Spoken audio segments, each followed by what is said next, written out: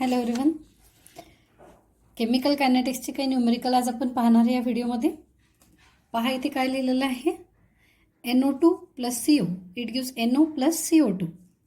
The rate of reaction is experimentally found to be proportional to the square of concentration of NO2 and independent that of CO. Write the rate law. काय lines दिलेले आहे आणि याच्यावरून rate law लिहायला सांगितलेलं आहे. ठीक आहे. आता काय सांगितलेलं आहे की rate of reaction is experimentally found to be proportional to square of concentration of NO2. म्हणजे सगळ्यात आधी इथे लिहू आपण रेट डायरेक्टली प्रोपोर्शनल टू. कशाला directly proportional to? Square of concentration of NO2. मग NO2चा काय पाहिजे? Square. And independent of CO. म्हणजे COचा काही रोल आहे का? नाही. मग COची एक तर पॉवर 0 लिहा किंवा COला लिहूच नका. म्हणजे मग रेट लॉ लिहिला तर कसा झाला?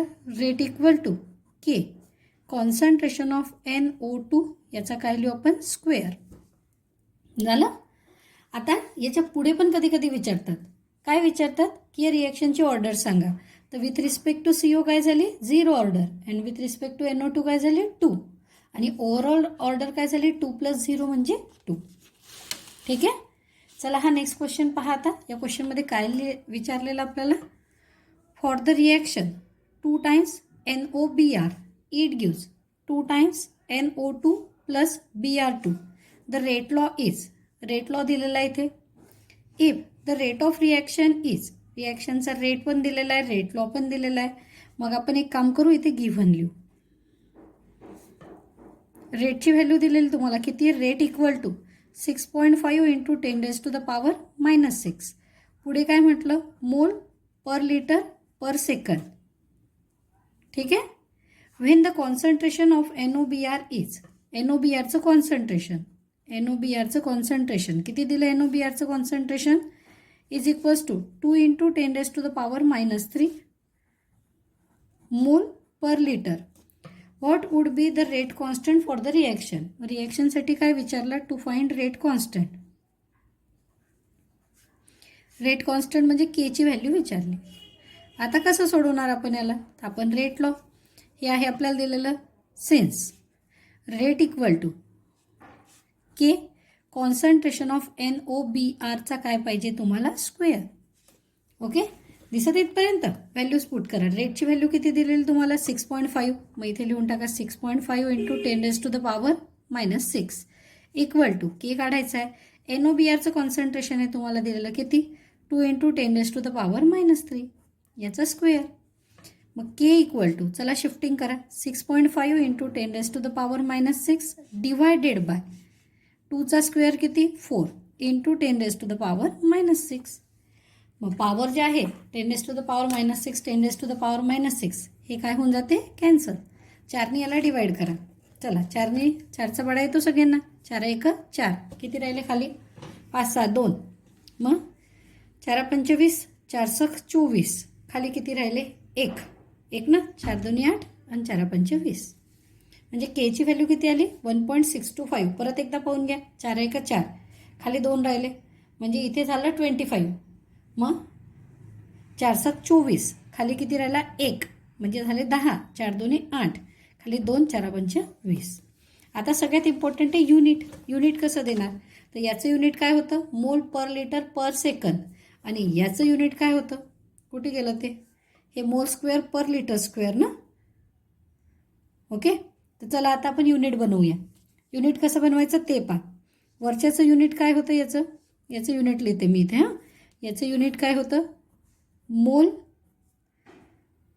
Per litre per second. ठीक आहे ना. हे कशाचे? रेटचं युनिट. त्याच्यानंतर खाली काय होतं? रेटला डिवायडेड बाय कॉन्सन्ट्रेशन. तर कॉन्सन्ट्रेशनचं युनिट काय होतं आपलं?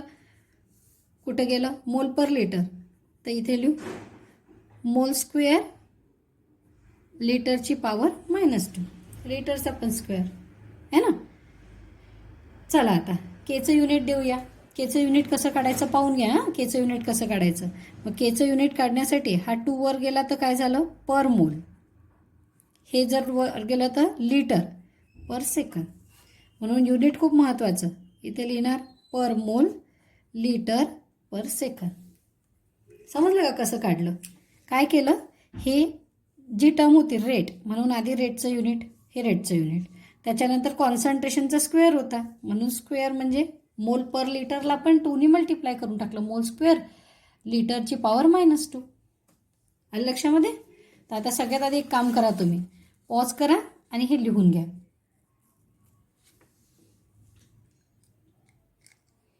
पहिलं न्यूमेरिकल, त्याचं सोल्युशन, मग सेकंड न्यूमेरिकल लिहा.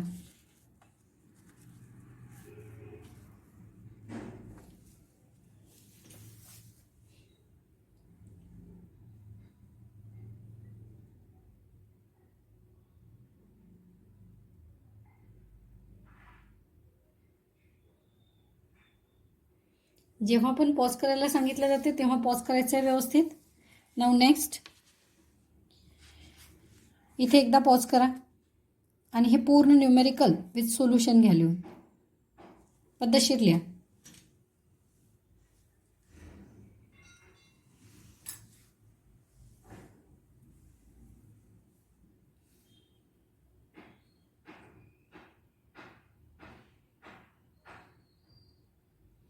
जेव्हाच्या तेव्हा लिहायचं आहे, कोणती स्क्रीनशॉट काढून सेव्ह करून तुम्हाला ठेवायचे नाही आहे.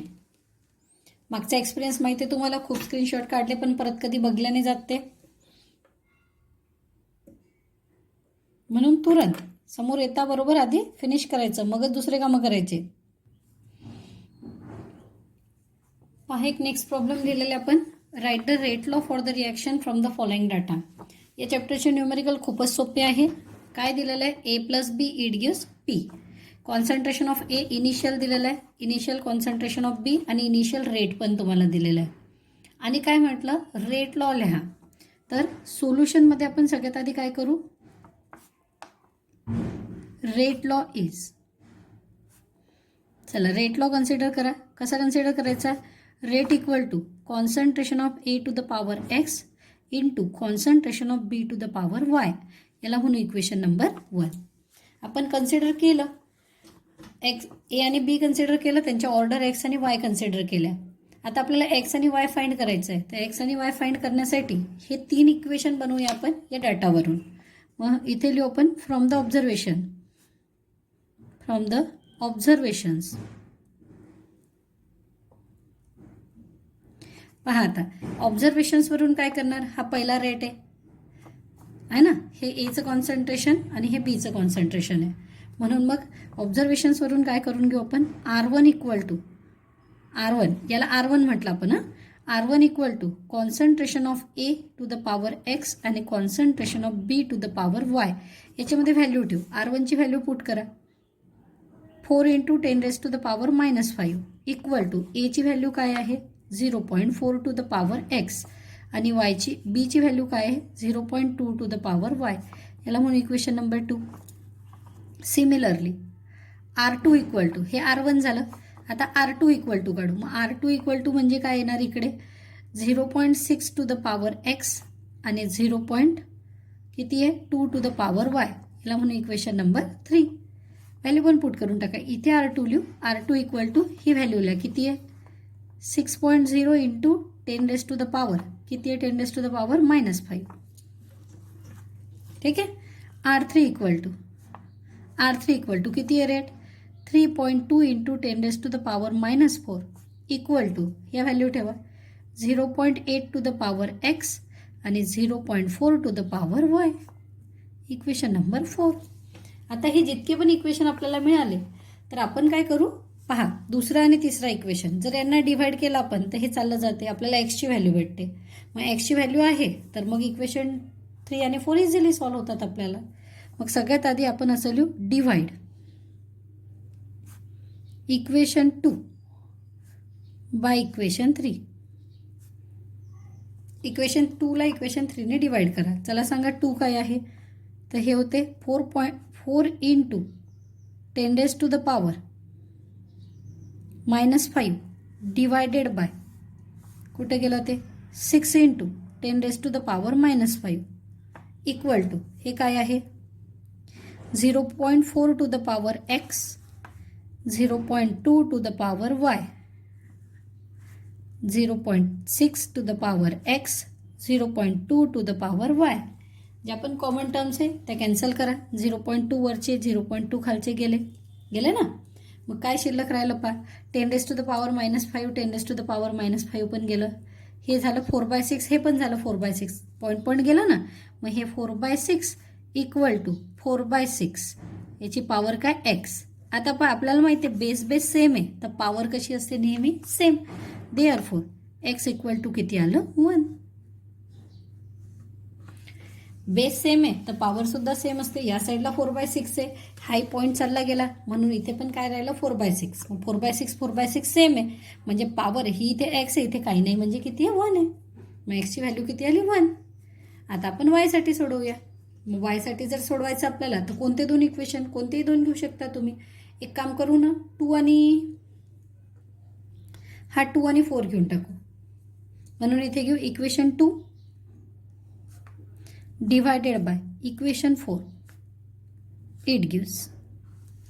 आता इक्वेशन 2 ची व्हॅल्यू ठेवा काय. इक्वेशन 2 काय आहे 4 × 10⁻⁻, दिसत नाही आहे 4 × 10⁻⁻5 इक्वल टू काय आहे 0.4 to the power 1 आणि 0.2 to the power y divided by equation 4 ची व्हॅल्यू काय आहे 3.2 × 10⁻⁻4. या साईडला 0.8 to the power 1 एक्सची व्हॅल्यू 1 ठेवून दिली आपण है ना. एक काम करू इथे एक्सच राहू दे. ठीक आहे. इथे काय आहे आपल्याजवळ 0.4 to the power y. इथे लिहू आपण पुट x इक्वल टू 1. आता पहा हे झालं 4 डिवायडेड बाय 32 इंटू 10⁻⁻5 खाली पण 10⁻⁻5 इक्वल टू हे पहा किती झाले 4/8 पॉवर किती ठेवली 1 आणि हे काय झालं 2/4 पॉवर किती ठेवली y. पॉईंट गेला ना. एक्सची व्हॅल्यू 1 ठेवून दिली. आता हे गेलं 10⁻⁻5 गेलं ना. 4 1 4 4 8 32. ठीक आहे. त्याच्यानंतर हे 4 1 4 4 2 8. आता काय शिल्लक राहिलं आपल्याजवळ काय शिल्लक आहे ते पहा. त्याच्यानंतर याला पण डिवाइड करा. 2 1 जा 2 2 2 जा 4 हे 1/2 आहे.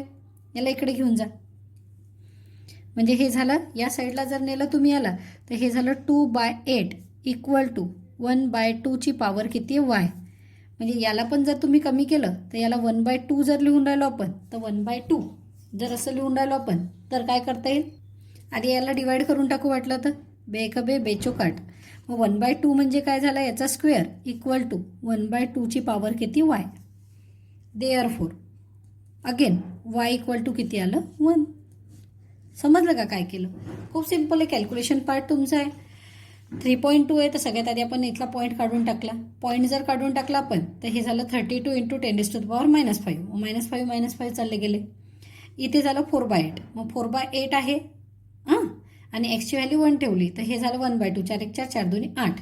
इथे 2/4 म्हणजे अगेन 1/2 तर याला तर नाही हात लावू शकत. 1/2 y याला ॲज इट इज राहू द्या. हा 2 इकडे शिफ्ट करून टाका. मग इकडे शिफ्ट केला तर हे झालं 1/4. मग 1/4 म्हणजे काय झालं 1/2चा स्क्वेअर. मग y इक्वल टू काय आलं 2.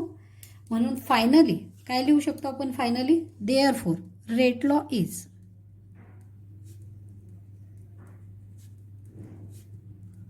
इक्वेशन 1 बिकम्स काय होतं इक्वेशन 1 असं होतं rate equal to concentration of A to the power 1 and concentration of B to the power 1. दोघांची पॉवर किती झाली 1. हा आहे आपला रेट लॉ.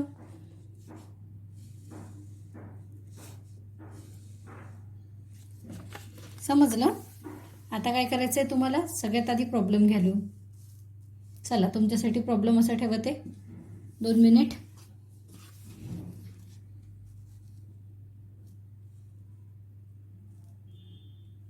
पॉज करा स्क्रीन. इक्वेशन 1 पर्यंत लिहा. 3 इक्वेशन बनवायचे. 3 इक्वेशन सॉल्व करायचे एक्स आणि वाय साठी.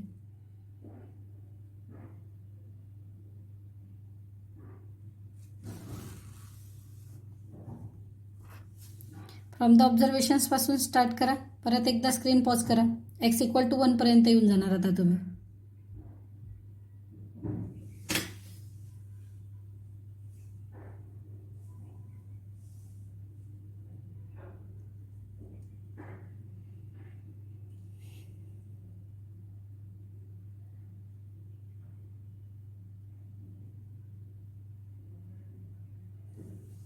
झालं. खालचं पहा आता, करा कंप्लीट. याला एक x इक्वल टू 1च्या पुढचा पार्ट आहे हा. पॉज करायची स्क्रीन. जेव्हापर्यंत स्क्रीन पॉज करणार नाही तुम्हाला शांततेत समजून घेऊन लिहिता नाही येणार. मग तुम्ही त्याला झूम करून पण लिहून घेऊ शकता व्यवस्थित.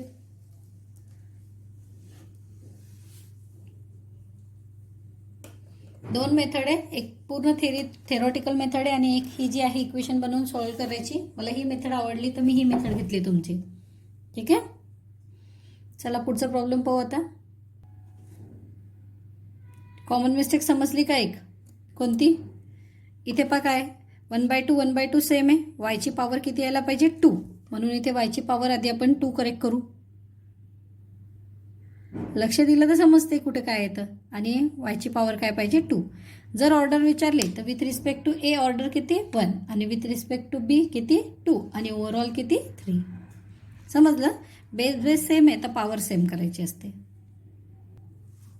पहा next problem. 2 times NO plus 2 times H2 it gives N2 plus 2 times H2O. The rate law is, rate law दिलेला आहे.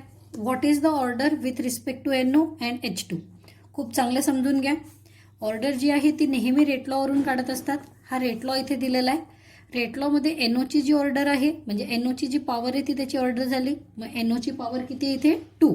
म्हणून with respect to NO second order. आणि H2ची पॉवर किती आहे? 1. म्हणून with respect to H2 first order.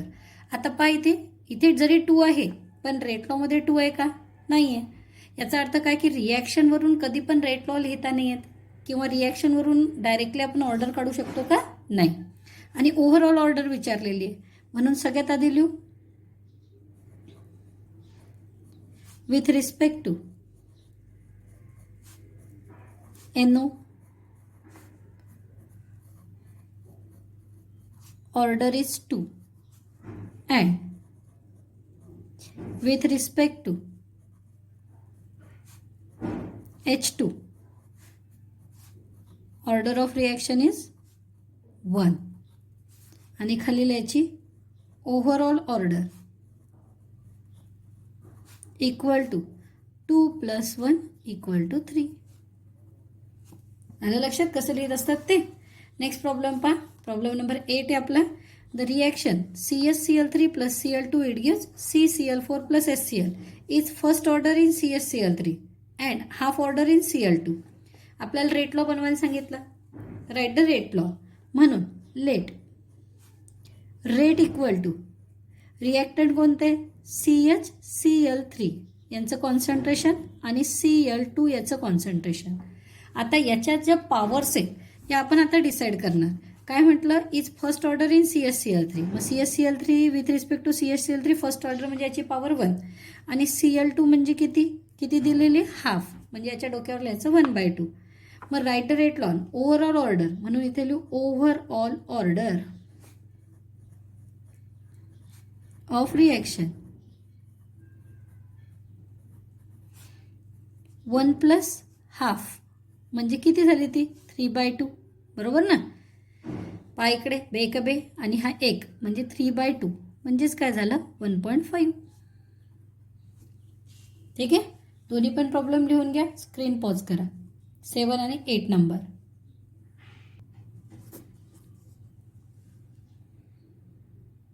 झालं व्यवस्थित लिहून?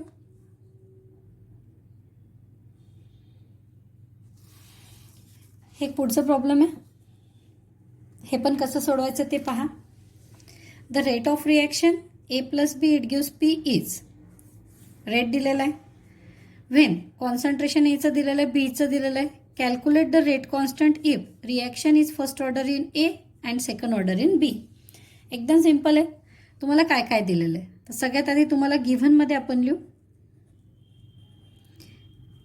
The rate of reaction is. रिॲक्शनचा रेट दिलेला आहे तुम्हाला किती आहे? Rate equal to 3.6 into 10⁻⁻². Mole per DM³ per second. When एचं कॉन्सन्ट्रेशन दिलेलं आहे किती 0.2 मोल पर लिटर. लिटर आणि DM³ एकच आहे हां. आणि कॉन्सन्ट्रेशन ऑफ बी किती दिलेलं आहे 0.1 मोल पर लिटर. प्रॉब्लेम दोनदा तीनदा वाचायचं. केमिस्ट्रीचे प्रॉब्लेम खूपच जास्त सोपे असतात. Calculate the rate constant if first order in A and second order in B. मग x equal to 1 and y equal to 2. To find rate constant म्हणजे काय काढायचं आहे की टायमॅक्सचं पेन खूप मस्त चालतो पा, किती मजा येते लिहायला. K equal to question mark. अक्षरे सुंदर दिसतात इंक पेनसारखं. तुम्ही वापरा. सोल्युशन पा. Let the rate law is. Rate law is. चला कसं लिहिता rate law. Rate equal to K concentration of A to the power x concentration of B to the power y. याला म्हणून equation number 1. By putting all the values. चला all the values ठेवा. रेटची value किती आहे 3.6 into 10⁻⁻² equal to के. एची value किती आहे ए किती आहे 0.2. एक्सची व्हॅल्यू 1. बी किती आहे 0.1 आणि पॉवर किती आहे 2. ठीक आहे ना. सगळ्या व्हॅल्यू ठेवल्या. मग के इक्वल टू किती आपल्याजवळ 3.6 इंटू 10⁻⁻² डिवायडेड बाय. कशाने डिवाइड करता. हे आहे 0.2 मल्टिप्लाइड बाय 0.1चा स्क्वेअर म्हणजे 10⁻⁻1चा स्क्वेअर किती झाला 10⁻⁻². समजलं का काय केलं. हे -1 आहे. -1 मल्टिप्लाइड बाय 2 -2. आता काय करू आपण. हे दोन्ही 10⁻⁻2 गेले घरी. 36 डिवायडेड बाय 2 म्हणजे किती आलं आपलं के इक्वल टू 18. आता सगळ्यात इम्पॉर्टंट पहा युनिट. युनिटसाठी काय करू आपण हा रेटचं युनिट लिहू. काय रेटचं युनिट दिलेलं आपल्याला मोल पर DM³ पर सेकंद. म्हणून रेटचं युनिट लिहा मोल पर DM³ पर सेकंद. आता खाली कॉन्सन्ट्रेशनची काय युनिट मोल पर DM³ आहे ना. मग मोल पर DM³ ची पॉवर 1 म्हणून इथे मोल पर DM³ ची पॉवर किती आहे 1. हां दुसऱ्या ह्याच्यात 2 आहे तर हे झालं मोल स्क्वेअर आणि DM³ म्हणजे -6 झालं. आता याला सोडूया. मोल पर लिटर पण लिहिलं तरी चालते तुम्हाला जर जास्त कठीण वाटत असेल तर. आता पहा मोल पर DM³ कॅन्सल झालं. झालं ना कॅन्सल. कारण हे सेम आहे मोल मोल DM³ पर DM³ म्हणजे आपल्याजवळ शिल्लक काय राहिलं तर आपल्याजवळ शिल्लक राहिलं mole square DM to the power -6 आणि पर सेकंद. आणि ही कशाची व्हॅल्यू आली तुमच्याजवळ केची. झालं. काय केलं पा मोल मोलला कॅन्सल DM³ कॅन्सल. हे per second as it is आहे. हे मोल स्क्वेअर आहे ना आणि याला तुम्ही वर घेऊन चालले. मग वर घेऊन चालले तर मायनसचं काय करसान प्लस ना. हे मायनस हे प्लस आणि पर सेकंद म्हणजे हे तुमचं पूर्ण युनिट असं यायला पाहिजे. समजलं काय केलं. परत एकदा सांगते. रिॲक्शनमध्ये काय दिलेलं आहे न्यूमेरिकलमध्ये द रेट ऑफ रिॲक्शन. रिॲक्शनचा रेट दिलेला आहे. कॉन्सन्ट्रेशन ऑफ ए दिलेलं आहे. कॉन्सन्ट्रेशन ऑफ बी पण दिलेलं आहे. त्याच्यानंतर कॅल्क्युलेट द रेट कॉन्स्टंट म्हणजे के काढायचं आहे. If the reaction is first order in A with respect to A reaction कोणती आहे फर्स्ट ऑर्डर आणि विथ रिस्पेक्ट टू बी ही कोणती आहे सेकंड ऑर्डर. ठीक आहे. म्हणून मग रेट लॉ काढायचं आहे आपल्याला. Rate equal to K concentration of A to the power x B to the power y. सगळ्या व्हॅल्यूज ठेवल्या आणि याला सॉल्व केलं. कॅल्क्युलेशन सोपं आहे. सगळ्यात महत्त्वाचं आहे तुम्ही युनिट कसं काढायचं. तसं तर मी तुम्हाला एक शॉर्टकट फॉर्म्युला पण सांगते की ऑर्डर पाहायची आणि युनिट डायरेक्ट कॅल्क्युलेट करू शकता तुम्ही. हे समजलं का सांगा. हे वरचं युनिट काय होतं याचं युनिट होतं मोल. रेटचं युनिट होतं मोल per DM³ per second. कॉन्सन्ट्रेशनचं unit होतं मोल पर DM³ याची पॉवर 1. मोल पर DM³ पॉवर 2 होती. मग मोल पर DM³ 2ने मल्टिप्लाय करून घेतलं. इकडचं मोल पर DM³ गेलं घरी. याला वर शिफ्ट केलं म्हणून मोलची पॉवर 2 होती वर जाऊन -2 झाली. -6 होतं वर जाऊन +6 आणि हे ऑलरेडी वर होतं तर as it is. Okay. No pause the screen again. करा पॉज. घ्या छापून.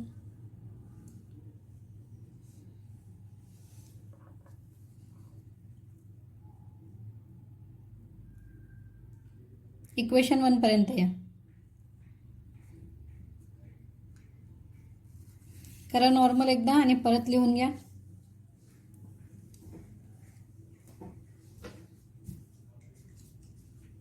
ठीक आहे.